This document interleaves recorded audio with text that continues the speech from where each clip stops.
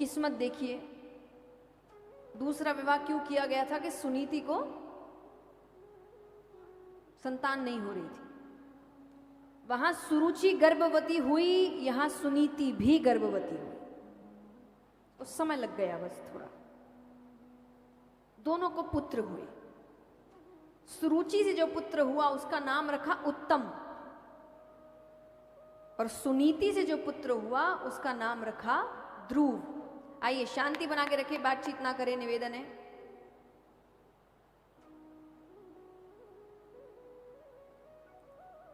सुनीति से जो पुत्र हुआ उसका नाम रखा ध्रुव। अब एक दिन राजा किसी युद्ध से जीतकर लौटते हैं। सबसे पहले तो बड़ी रानी के पास आते थे, आज सबसे पहले सुरुचि के पास गए। कमरे के अंदर जाते हुए सेवकों से कह दिया कि किसी को भी अंदर मत आने देना। अंदर उत्तम है, सुरुचि है, अपना पारिवारिक समय बिता रहे हैं। ध्रुव जी को पता चलता है पिता जीत कर लौटे, बच्चा है। भागते हुए पूरे राजमहल में आवाज आ रही है, पिताजी पिताजी पिताजी। कमरे के बाहर पहुंचता है कि सेवकों ने रोक लिया, नहीं जा सकते। अरे क्यों नहीं जा सकता, मुझे अपने पिता से मिलना है। उन्होंने ही मना किया, अगर उनके आदेश का पालन नहीं करेंगे तो वो हमें दंड देंगे।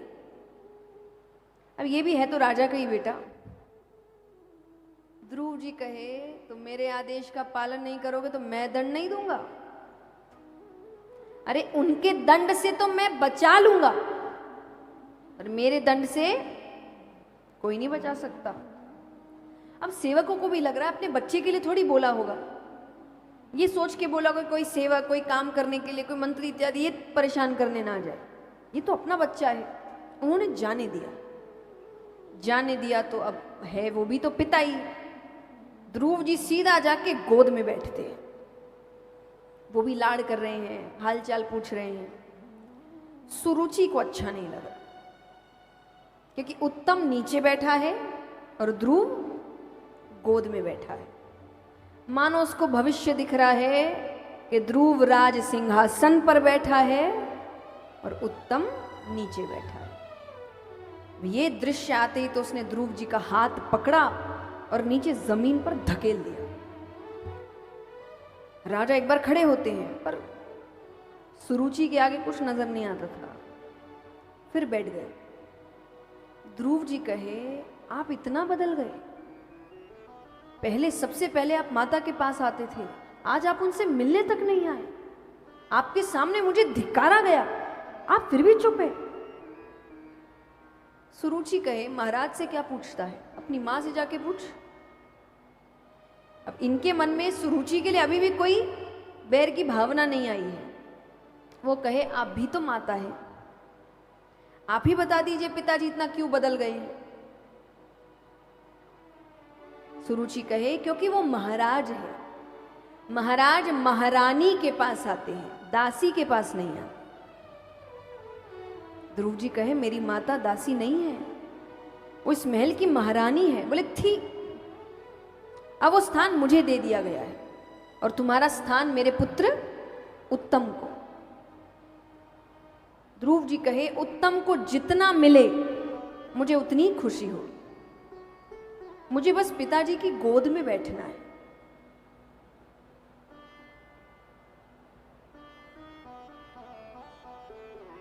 मुझे बस पिताजी की गोद में बैठना है। सुरुचि कहे गोद में बैठना है तो जाकर भगवान विष्णु से कहना कि तुझे मेरी कोख से पैदा करे, तभी बैठ सकता है, और डांट कर भगा दिया। वो रोते रोते अपनी माता के पास जाते हैं। माँ ने एक बार समझाया, 2 बार समझाया, 3 बार समझाया, वो चुप ही नहीं हो रहे। तो माता भी झुंझला गई। तो झुंझलाहट में उन्होंने जोर से चिल्ला दिया कि क्यों एक साधारण सी व्यक्ति की गोद में बैठने के लिए रो रहा है? अरे बैठना है तो जाकर भगवान विष्णु की गोद में बैठ। अब एक ही नाम 2 बार, बच्चे की तो बात बैठ जाती है ना मन में। ध्रुव जी कहे ये भगवान विष्णु कौन है, मुझे इनसे मिलना है। छोटी माता भी इन्हीं का नाम ले रही थी, ये कौन है, कहाँ मिलेंगे? उनकी माता कहती ऐसे नहीं मिलते, इनके लिए तप करना पड़ता है, वन जाना पड़ता है, अभी बहुत छोटा है, जब बड़ा हो जाएगा मैं तपस्या करने भेजूंगी। ये कहकर उन्होंने उनको सुला दिया। उनके तो बात मन में बैठ गई। मध्य रात्रि में उठते, मंदिर तो भाई उस वक्त भी थे, तो मंदिर में भगवान के सामने हाथ जोड़कर खड़े हैं कि मैं तपस्या करने जा रहा हूं, मेरी माता का ध्यान रखना। अच्छा, तप करने कहाँ जाना पड़ेगा? माता ने क्या कहा था? वन में। वो वन चले गए, ये इधर वन गए, वहां भगवान डर गए। भगवान ने नारद जी को बोला साथ जाओ, उसको कुछ होना नहीं चाहिए, उसके पीछे पीछे रहो। अब कितनी सुंदर सीख मिलती है यहां पर। भगवान ने ध्रुव जी की तपस्या आसान नहीं करी थी। तपस्या तो उन्होंने उतनी ही करी जितने बड़े बूढ़े करते हैं, पर सहायता भेज दी। भगवान आपके जीवन में कठिन परिस्थितियां देते हैं, बिल्कुल देते हैं, पर सहन करने की शक्ति भी देते हैं, आसपास की सहायता भी भेजते हैं कि ये बिखरे ना। हम उन्हें परख नहीं पाते, वो बात अलग है। कई बार लोग कहते हैं हे प्रभु मुझे शक्ति दीजिए। अब शक्ति मतलब क्या होता है? थोड़ी बॉडी बना देंगे भगवान चमत्कार में, ऐसी परिस्थितियां देंगे जहां पर आपको शक्तिवान होना पड़ेगा। हो गई शक्ति? हाँ कि ना बताओ? हमें लगता है भाई वही चमत्कार ही हो जाए। कोई कहता है हे प्रभु मुझे धन दो, तो धन की वर्षा थोड़ी होगी। मौके मिलेंगे, ऐसे मौके मिलेंगे जहां अगर आपने सदुपयोग किया तो बहुत धन आएगा। अब व्यक्ति तो इंतजार वर्षा का कर रहा होता है कि कोई घर आके गड्डियां लेके ही आएगा कि भाई ये लो, तुमने ऊपर से मांगा था ना, ये लो। परिस्थितियां आती है, परिस्थितियों पर काम करना पड़ता है। तो जो भी मांगोगे उसके आसपास की परिस्थिति मिलेगी। तो भगवान काम बनाते हैं। ये तो मनुष्य स्वार्थी है, मानता नहीं है। जब भी भगवान के पास जाएगा शिकायत ही लेकर जाता है, ये नहीं किया, ये नहीं किया, वो नहीं दिया, ये नहीं दिया, ये चाहिए, वो चाहिए। वो तो भगवान नीचे नहीं आते, वरना वो भी अपनी लिस्ट लेके आते। ये दिया, वो क्या, ये काम बनाया, उसका क्या, इस दिन सहायता किया था, उसका क्या। तब तो कोई धन्यवाद नहीं करता। इतना चालाक है मनुष्य, जब उसके काम हो जाते हैं तो अपनी मेहनत कहता है कि मेरी मेहनत, मेरी वजह से हुआ, रात दिन एक किए थे मैंने। और जब काम खराब हो जाता है तो भगवान पे इल्जाम लगा देता है। तब भी कहो मेरे कर्म, मेरी ही वजह से हुआ होगा। या तो हर चीज का क्रेडिट भगवान को दीजिए। अच्छा हुआ तो भी ईश्वर की कृपा, बुरा हुआ तो भी ईश्वर का फल। और अगर पूरा अपने पे ले रहे हो तो अच्छा हो तो भी अपने पे लो, और बुरा हो तो भी अपने पर ही लो। तो वो काम बनाते हैं, ऐसा नहीं है नहीं बनाते। हम स्वार्थी लोग हैं। शांति से एक बार बैठेंगे तो पता चलेगा जीवन में इतने काम बनाए हैं, इतनी जगह सहायता करी है, इतनी जगह लाज रखी है, और उसके लिए एक बार भी हमने धन्यवाद नहीं किया। देखिए मैं मांगने से मना नहीं करती। मुझे लगता है दुनिया वालों के बजाय इनसे ही मांगना चाहिए। सब मांगो,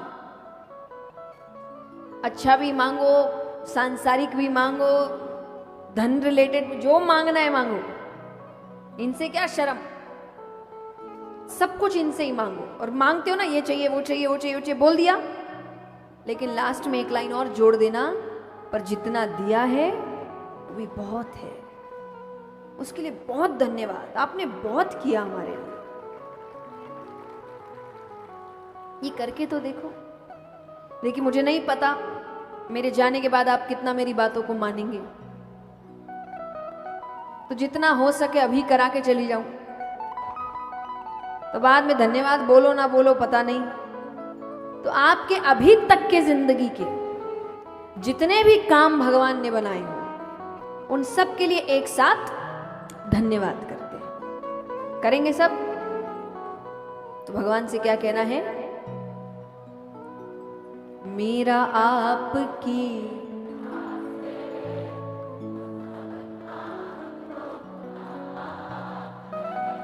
मेरा आपकी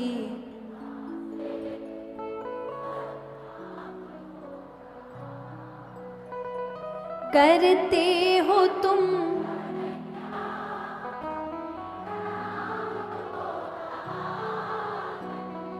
करते हो तुम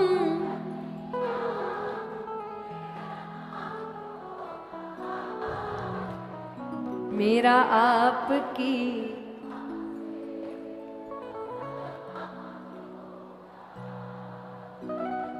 मेरा आपकी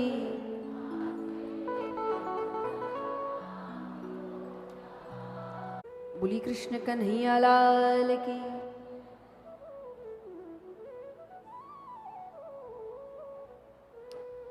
तो यहां पर बातचीत नहीं, आइए शांत।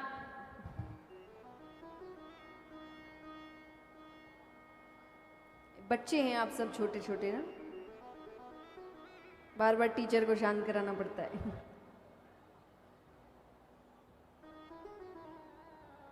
अब अगर ऐसी हरकतें करेंगे और कैसे घर जाके अपने बच्चों को बोल पाएंगे बेटा क्लास में शांत रहना। बेटा कहेगा मम्मी पापा आप तो नहीं थे। तो यहां पर भगवान ने नारद जी को भेजा। नारद जी जाते हैं। पहले तो नारद जी ने कोशिश की कि इसको घर ही भेज दो, पर तो नारद जी जाके कहते हैं अरे पुत्र कहां घूम रहे हो।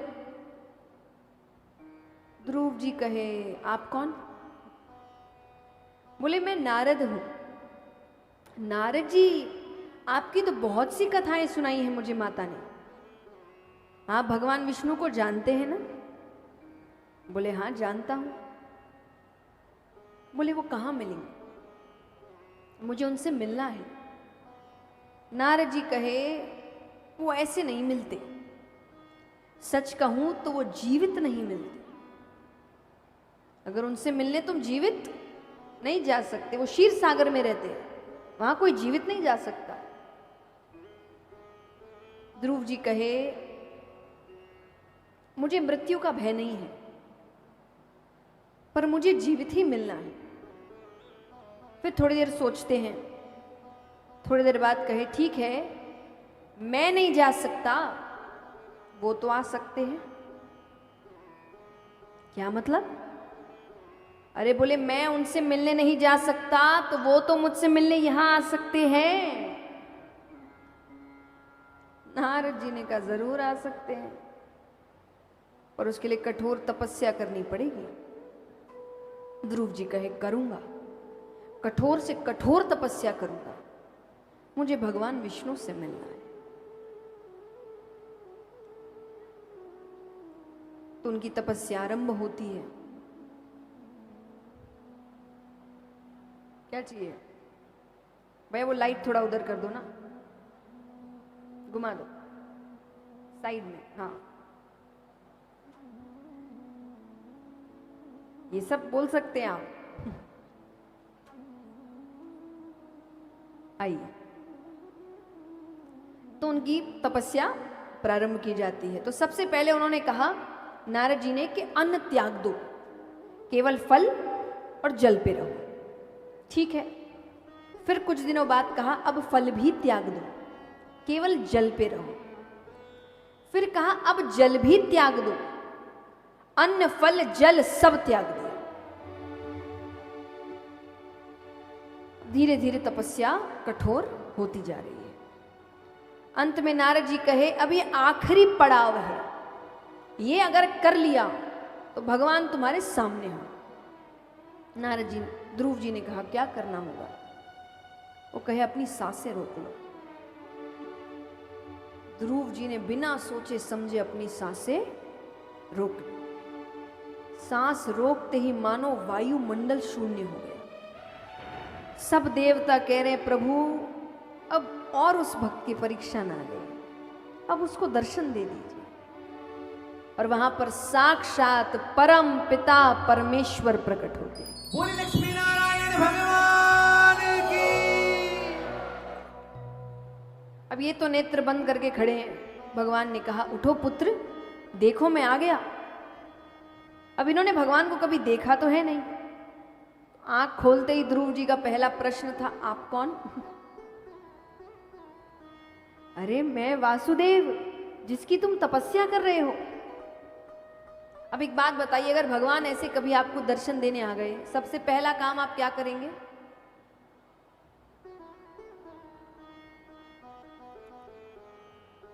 बताइए क्या करोगे? अरे वो ही है, वो उस रूप में ही आएंगे ना, ऐसे थोड़ी चलते फिरते आ जाएंगे कि भगवान आपके सामने खड़े हैं। आप पहला काम क्या करोगे? चरण स्पर्श करेंगे और हाथ जोड़ेंगे।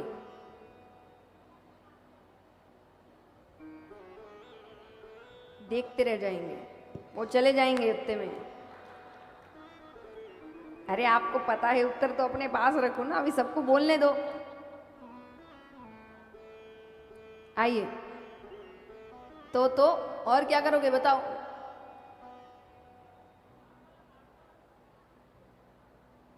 प्रणाम करेंगे, चरण छुएंगे सबको और रोने लग जाएंगे। अच्छा चलिए, इसीलिए बच्चे फायदे में होते हैं। ये भी बाद में इतनी देर तो कहे भगवान, इतनी देर तक थोड़ी बैठे रहते हैं, उनको कितनों को दर्शन देना है, थोड़ी देर के लिए आते हैं वो। इसीलिए बच्चा फायदे में रहता है। जितने आपने पहले बातें करी, ये करेंगे वो करेंगे, इतना नहीं करना है। ध्रुव जी ने सबसे पहला काम, जैसे ही भगवान ने कहा मैं वासुदेव, ध्रुव जी ने सबसे पहले उनको गले लगाया।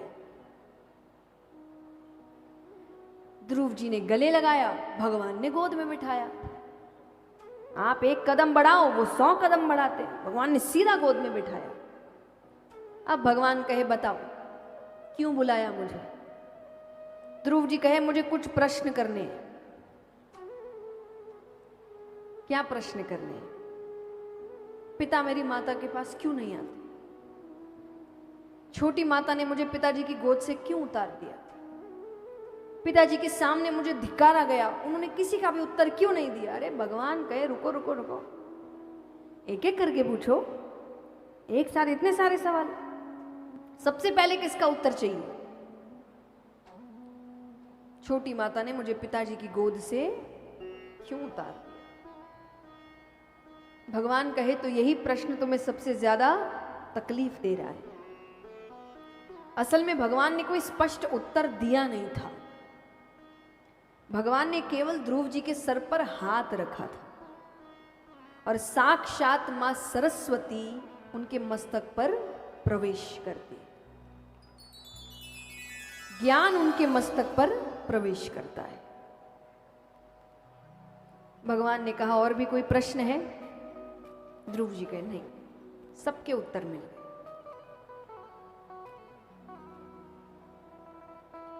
ज्ञान का मतलब, सच जानने का मतलब ये नहीं कि आप संसार से विमुख हो जाते हैं, ऐसा नहीं होता। पर आप संसार का सत्य समझ जाते हैं। जो सत्य समझ जाता है वो जीवन ज्यादा अच्छे से जीता है। हाँ कि ना? कोई भी सब्जेक्ट समझ जाएंगे, बेसिक समझ आ जाएगा तो बाकी चीजों में इतनी तकलीफ नहीं होती है। वैसे जीवन के भी तो बेसिक्स होते हैं ना, तो 4-5 चीजें हैं, उसको समझ लो, जीवन बहुत आसान हो जाता है। अधिकतर हम वो 4-5 चीजों में ही उलझे हैं। हाँ कि ना? बहुत बड़ी बड़ी दिक्कतें नहीं है किसी के जीवन में। परिवार की दिक्कतें, रिश्तों की दिक्कतें, काम की दिक्कतें, पढ़ाई की दिक्कत, यही 4-5 चीज चल रही है सबके। नहीं तो कोई अतरंगे प्रॉब्लम नहीं है किसी की लाइफ में। इन्हीं चीजों में उलझे पड़े हैं। एक बार आप जीवन का सत्य समझ लेते हो ना, तो जीवन आसान हो जाता है। अब सत्य मतलब क्या है? कई बार लोग कहे सत्य समझने का मतलब क्या? संसार छोड़ दें, भक्ति करना है तो धन छोड़ दें। किसने बोला? ये बीच में कुछ हो सकते काम खराब करने वाले आए थे। एक तो भारत में इतने आक्रमण हो गए ना, यही समझ में नहीं आता कि हमारी असली चीज है क्या। इतनी चीजें ऊपर डाल दी गई कि अब उसको ही हम अपनी संस्कृति समझ के कई बार चल लेते हैं, जबकि वो संस्कृति होती ही नहीं। तो आपको कुछ छोड़ने को नहीं बोला गया, क्योंकि ऐसा होता तो जब जिस समय भारत को सोने की चिड़िया बोला जाता था, उस समय सबसे ज्यादा अध्यात्म था भारत में, सबसे ज्यादा भक्ति थी, सबसे ज्यादा संस्कृति थी, फिर भी सबसे ज्यादा पैसा था। देखिए, मॉडर्न होने में और वेस्टर्न होने में अंतर होता है। मॉडर्न होने से कोई मना नहीं कर रहा, समय के साथ चलना पड़ता है। भगवान चले हैं, भगवान के कितने अवतार हुए? कल आपको बताया गया कितने अवतार हुए, बताइए? 24। क्या जरूरत है 24 अवतार लेने की? एक ही अवतार में सब बता देते, बातें ही तो बतानी थी, एक ही अवतार में बता देते। 24 अवतार क्यों लिए? हर समय का एक अवतार है। जैसे जैसे समय बदलेगा, अवतारों को भी बदलना पड़ेगा। भगवान आपकी सिखाते हैं कि आपको बदलना पड़ता है। किस बात की जिद है हमारी? राम जी, कृष्ण जी, दोनों की मंजिल धर्म ही है, धर्म की स्थापना ही है, पर काम करने का तरीका कितना अलग है। अब राम जी को देखिए, दोनों का अंतर बताया गया इतनी सुंदर तरीके से कि राम जी हमें सिखाते हैं मर्यादा में रहते कैसे हैं। उनका पूरा जीवन यही है कि श्री राम हमें सिखाते हैं मर्यादा में रहते कैसे हैं, और श्री कृष्ण हमें सिखाते हैं मर्यादा में रखते कैसे हैं।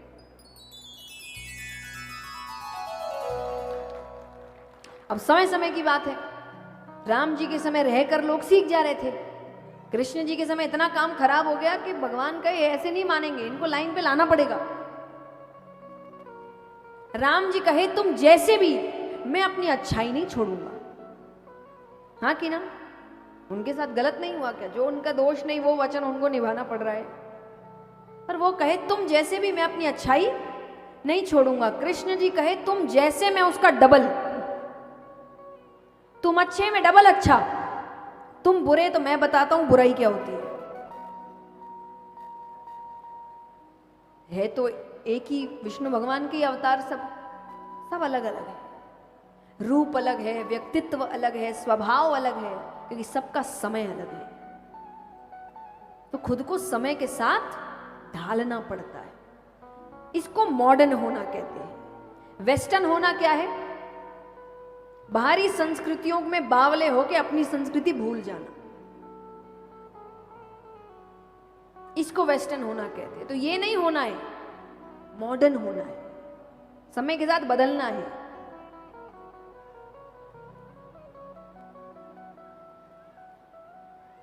ये जितनी जल्दी समझ जाओगे उतना अच्छा होगा। नहीं समझे तो ऐसे ही दुखी हैं और दुखी हो जाएंगे। पर दुख का यही कारण है, हम दुखी या सुखी अपने दिमाग से होते हैं, बाहरी परिस्थितियों से नहीं। परिस्थितियां तो बहुतों को आ रही है। एक ही परिस्थिति में कोई सर पीट रहा है और कोई नाच रहा है। हाँ कि ना? एक बार एक व्यक्ति है, उसके पास 10 लाख रुपए थे। मैं नजरिए की बात कह रही हूं। उसके पास 10 लाख रुपए हैं, 5 लाख चोरी हो गए। अब जिसको 5 लाख मिले, उसके पास उससे पहले 1 रुपया भी नहीं था। अब देखा जाए तो दोनों के पास कितने रुपए हैं? 5-5 लाख।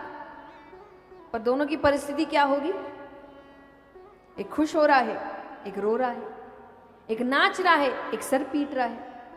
होने को जिसके पैसे चोरी हुए खुश वो भी हो सकता है कि 10 के 10 तो नहीं गए,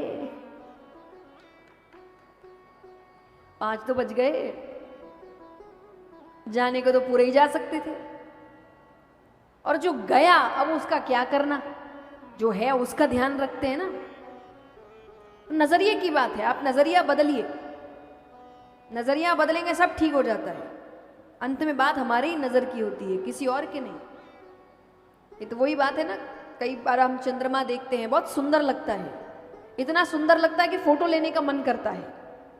आप कैमरा निकालते हो, कैमरा सामने रखते हो, पर कैमरा उसकी सुंदरता को कैप्चर नहीं कर पाता है। तो आप ये बोलते हैं कि चांद कितना भद्दा लग रहा है। हम क्या कहते हैं? कैमरे में सुंदरता आ नहीं रही। यही नजरिया जीवन में लेकर आना है। अगर कोई उस सुंदरता को देख नहीं पा रहा, उसका कैमरा खराब है, आप नहीं खराब है। अब नजरिए की बात है ना, इतना सा नजरिया बदल लो, काम ठीक हो जाता है। पर हम गलत नजरिए में ही रोते रहते हैं।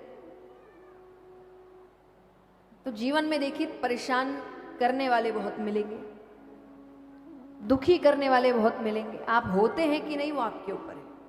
बड़ी सुंदर बात है कि महादेव नीलकंठ जहर को नजरअंदाज करके नहीं बने थे, ग्रहण करके ही बने थे।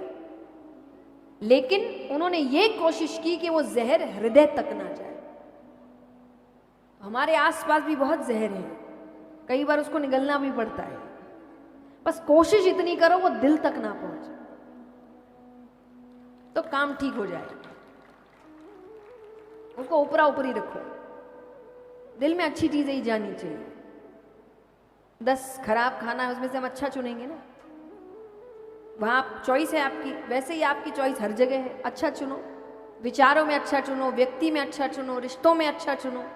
चुनने की आजादी आपको मिली है, फिर भी रो रहे हो, तो बताओ कौन गलत।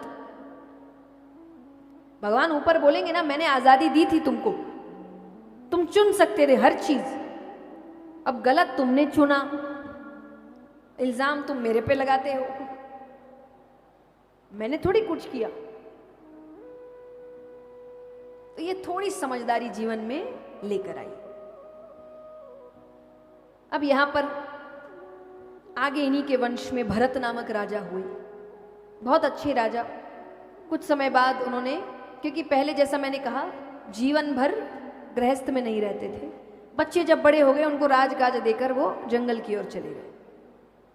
अब जंगल में एक दिन नदी में स्नान कर रहे हैं कि एक किनारे पर मृगों का समूह है। मृग यानी हिरन, उसमें एक मृग मादा भी है जो गर्भवती है।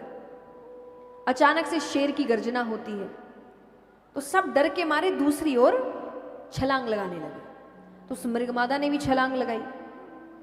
उस छलांग के चक्कर में उसके गर्भ से बालक गिर गया। अब वो पानी में गिरा, पर इस चक्कर में जो माता है उसकी मृत्यु हो गई। पानी में कौन है? भरत जी। उन्होंने पकड़ लिया बालक को। अब उनको लग रहा है कि छोटा सा बालक जंगल में अकेला क्या करेगा, तो उसको अपने साथ लेकर आ गए। साथ लेकर आ गए तो बस अब 24 घंटे उसके साथ बिता रहे हैं। 24 घंटे आप किसी के साथ बिताओगे, आदत पड़ी जाएगी, मोह पड़ जाता है इंसान में, है कि नहीं? कई बार वो प्यार नहीं होता, आदत होती है। उनको आदत हो गई उसकी। अब दिन भर सोए तो मृग बालक के साथ, उठे तो मृग बालक के साथ, स्नान करे तो मृग बालक के साथ, भोजन करे तो मृग बालक के साथ। समय बीतता है, एक दिन पूजा की तैयारी कर रहे हैं, वो मृग बालक बाहर खेल रहा था। मृगों का समूह आया, अपने जैसों को देखकर वो उनके साथ चला गया। अब यहां पर थोड़ी देर बाद बाहर आते हैं, ढूंढते हैं, कहीं नहीं मिलता, कहीं नहीं मिलता। हर जगह ढूंढ रहे, मेरा मृग बालक कहां गया, मेरा मृग बालक कहां गया। अंत समय आता है, अंत समय में भी उनके मुख में एक ही नाम, मेरा मृग बालक कहां गया। अब यहां पर दूसरी योनि उनको मृग योनि प्राप्त हुई। उसके बाद फिर मनुष्य योनि मिली, एक ब्राह्मण के घर पर। उसकी 2 स्त्रियां हैं, एक स्त्री से कुछ बालक, एक स्त्री से एक कन्या और एक बालक। वो एक बालक भरत जी है, और संयोग से इस जन्म में भी उनका नाम भरत ही पड़ता है। अब माता पिता की मृत्यु जल्दी हो गई, तो बड़े भाइयों ने सोचा इसको ज्यादा पढ़ाते नहीं है, वरना आगे जाके दिक्कत करेगा। कैसी दिक्कत? हिस्सा मांगेगा, अपना अपना हक मांगेगा। शिक्षा आपको समझाती है आपके हक में क्या है। देखिए, एक बात मैं कथा से थोड़ा हटके करूं, यहाँ बहुत माँ बाप बैठे हैं, अपने बच्चों को शिक्षित करिए, उनको पैरों पर खड़ा करिए। लड़का हो चाहे लड़की, खास करके लड़की, क्योंकि लड़कों को तो करते ही है एक स्वार्थ के लिए कि भाई हमारे बुढ़ापे का सहारा है, यही तो काम आएगा, तो उसको तो पढ़ाते ही हैं। पर बेटी के लिए सोचते हैं कि इसकी जगह इसको इतने बड़े घर में इसकी शादी करेंगे कि कभी कोई दिक्कत ही नहीं आएगी। किसने गारंटी ली? बताइए। ऐसे तो राजा जनक ने भी अपनी बेटी के लिए राजघराना ही चुना था, राजघराना। पर विवाह के कुछ समय बाद ही सीता माता को कहां जाना पड़ा? वनवास। पर उन्होंने बेटी को इतना काबिल बनाया कि उन्होंने वनवास में भी अपना जीवन निकाल लिया। तो सुखी रहेगी दुखी रहेगी, ये वो कितनी काबिल है ये तय करता है। और एक बात हमेशा याद रखिए, मुझे नहीं लगता कोई भी माँ बाप चाहते हैं कि मेरी बेटी ससुराल में दुख पाए। कोई चाहता है? पर कहीं ना कहीं जब आप पैरों पे खड़ा नहीं करते तो आप यही करते, क्योंकि वो अन्याय तभी सहेगी जब वो निर्भर है। और अन्याय करने वाला भी जानता है ना कि जाएगी कहां, खाएगी क्या। तो वो भी डरता नहीं है अन्याय करने से पहले। जहां पैरों पर खड़े हैं सामने वाला 2 बार सोचता है कि मेरे भरोसे नहीं है वो। तो थोड़ा ध्यान रखिए। सबसे निवेदन है अपने बच्चों को पैरों पर खड़ा करें। शादी की आप इतनी चिंता मत करिए, आप सबसे निवेदन है, क्योंकि मुझे लगता है यहाँ सब वो है जो भगवान को मानते हैं, हाँ कि ना? आप ये भी मानते होंगे कि जोड़ियां ऊपर से बन के आती है, जब समय लिखा होता है तभी होता है। तो जब सब लिखा है, आपके भागने से जल्दी हो जाएगा क्या? क्यों इतने पागल हो रहे हैं फिर आप? जब समय होगा हो जाएगी, आदमी मिल जाएगा। उसके 5 साल पहले आप घर में पागलपना शुरू कर देते, अरे हो नहीं रही, अरे ये नहीं, अरे वो। अरे उससे अच्छा उतना समय उसके साथ बिताओ ना, उसकी इच्छाएं पूरी करो, उसको प्रेम करो। और मेरी माने तो जब तक अपने घर में है उसकी सारी इच्छाएं पूरी कर दो। पता नहीं सामने वाला घर कैसा मिलता है, क्या मिलता है। वरना हमारा एक डायलॉग है ना बेटियों को, शादी की बात करना, पति के साथ करना, कैसा मिलेगा, क्या मिलेगा, हो पाएगा नहीं हो पाएगा क्या पता। जब तक आपके घर में है सारी इच्छाएं पूरी करो। बात का किसी को नहीं पता क्या हो।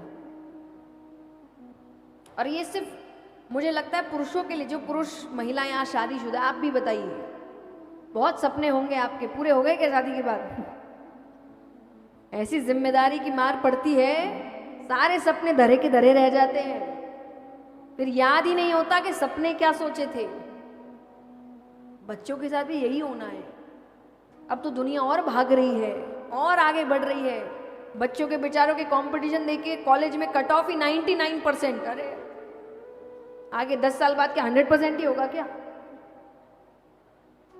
ऐसी दुनिया में कहां किसी को समय मिलेगा कि अपने आनंद के बारे में सोचे। तो जब तक आपके पास है, चिंता मुक्त है, तब तक इच्छाएं पूरी कर दो। और पढ़ाइए, समझदार बनाइए, काबिल बनाइए। काबिल का मतलब हर रूप से काबिल होता है। शिक्षा में काबिल, संस्कारों में काबिल, क्योंकि सिर्फ शिक्षा से काबिल नहीं हो जाते। विद्वान तो रावण भी था, क्या हुआ? ऐसी शिक्षा कोई काम की नहीं जो संस्कार छीन ले आपसे, बात करने का तरीका छीन ले, आदर करना ना सिखाए। ये शिक्षा कोई काम की? ऐसे फिर शिक्षित लोग भी काम खराब ही करते हैं। इनसे अच्छे तो अशिक्षित हैं। हमारे दादा इत्यादि इतने शिक्षित नहीं थे, हमसे बड़ा परिवार चला रहे थे। आज 4 जन का परिवार शिक्षित होके भी ठीक से चल नहीं पा रहा। तो सिर्फ बाहरी डिग्री वाली शिक्षा आपको समझदार नहीं बनाती, संस्कारों वाली शिक्षा बनाती। तो सब सिखाइए, अध्यात्म में, संस्कारों में, शिक्षा में, धन में, सब में काबिल बनाइए। और जब ऐसे काबिल होते हैं ना युवा, तब वो विवाह में प्रेम ढूंढते, चीज नहीं ढूंढते, क्योंकि उसमें तो खुद काबिल है। और इससे सुंदर रिश्ता और क्या हो सकता है, जब आप एक दूसरे पर प्रेम के लिए निर्भर हैं, चीजों के लिए नहीं। हाँ कि ना बताओ? तो ये करिए, सबसे निवेदन है। तो यहां पर भाइयों ने ज्यादा पढ़ाया नहीं, घर के काम इत्यादि कराने लगे। अब घर वाले कराते सो कराते, बाहर वाले भी कराने लगे। भरत जरा सफाई कर देना, जरा सामान ला देना, जरा एक बच्चे को संभाल लेना, जरा ये उठा देना, सब कर देते। उनके इस भोलेपन को लोगों ने उनकी मूर्खता समझी और उनका नाम रख दिया जड़ भरत। जड़ माने मूर्ख, तो नाम रख दिया जड़ भरत। अब यहां पर पत्नियों ने कहा कि हम तो घर वाले हैं, काम कराते हैं, बाहर वाले तो बिना पैसे दिए काम कराते हैं। बड़ा भाई कहे कि काम करते, इसको गांव के बाहर जो खेत है उसकी रखवाली के लिए भेज देते। पत्नी कहे रोज रोज खाना कौन पहुंचाएगा, वहां ना रहने की जगह ना खाने की जगह। अरे बोले 1-2 दिन पहुंचाएंगे फिर बंद कर देंगे, फिर अपने आप को इंतजाम कर लेगा। उनको बड़े अच्छे से बैठाया गया। भरत, माता पिता तो रहे नहीं, उनके सारे काम काज हमें तुम्हें ही देखने हैं, तो गांव के तो सारे काम हम संभाल लेते हैं, पर जो हमारा खेत है तुम उसकी रखवाली के लिए जाओ, हम भोजन पहुंचा दिया करेंगे। ठीक है, जाते हैं। 1-2 दिन तो भोजन आया, फिर बंद हो गया। कई दिन हो गए हैं भरत जी ने कुछ नहीं खाया। अब उस खेत के ठीक बगल में एक माता भद्रकाली का मंदिर था। ऐसी अफवाह उड़ रखी थी कि वहां अगर किसी की बलि चढ़ा दो तो माता मुंह मांगा वरदान देती है। अफवाह थी, कोई भगवान ऐसे नहीं होते जो किसी बेगुनाह की बलि लेकर आपकी इच्छाएं पूरी करेंगे। तो ये सब अफवाहें हैं, झूठी बातें हैं। कोई भगवान ऐसा नहीं बोलते आपको करने के लिए।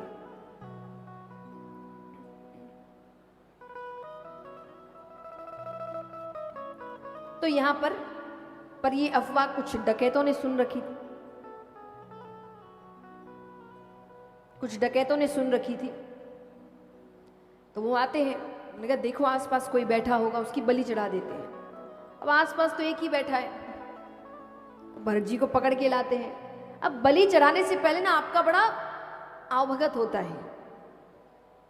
उनको नहलाया धुलाया गया, अच्छे कपड़े दिए गए, भोजन दिया गया। ये सबके लिए एक चेतावनी है कि अगर अचानक से कोई कभी बहुत मीठा बन रहा है तो समझ जाना बलि चढ़ने वाली है। अति किसी चीज की अच्छी नहीं देखिए। अति मीठा इंसान भी धोखेबाजी होगा। जिसको सब पसंद करते हैं ना, वो इंसान ही खराब है। कुछ तो दुश्मन होने चाहिए।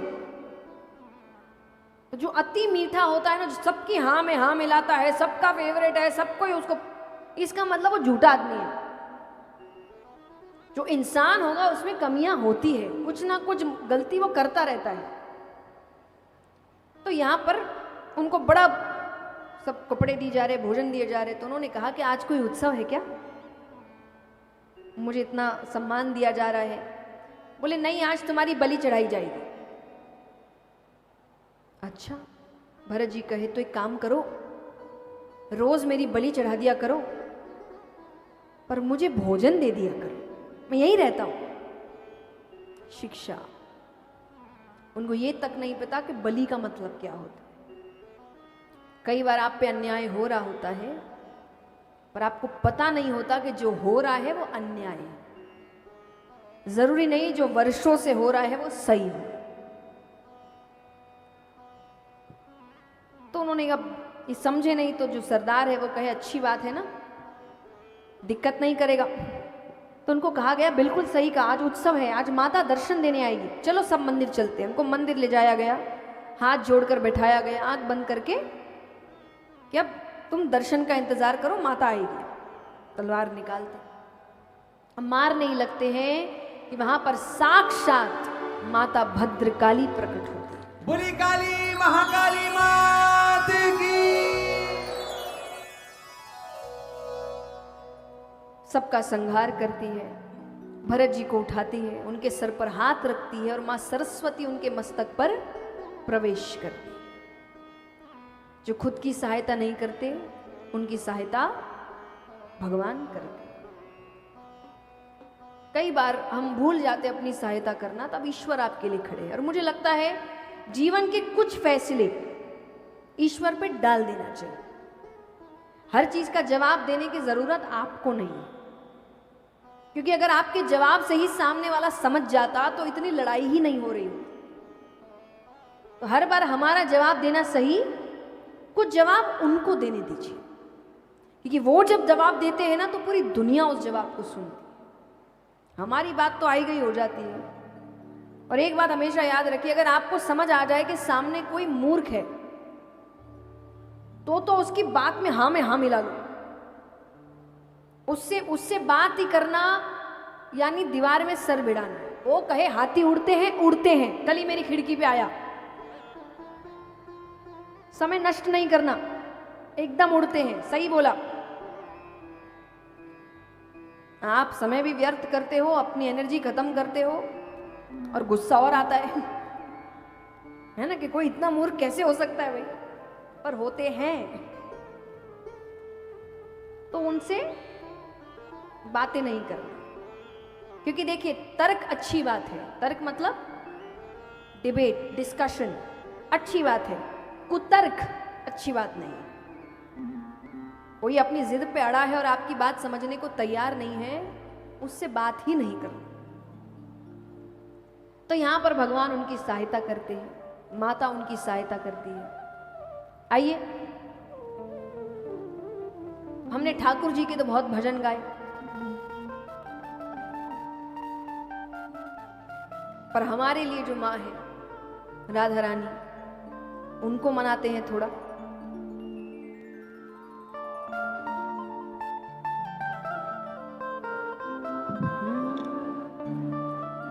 किशोरी कुछ ऐसा इंतजाम, किशोरी कुछ इंतजाम, कैसा? ओ जुबां पे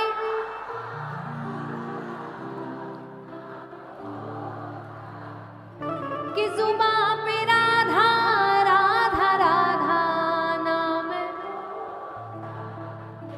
किशोरी कुछ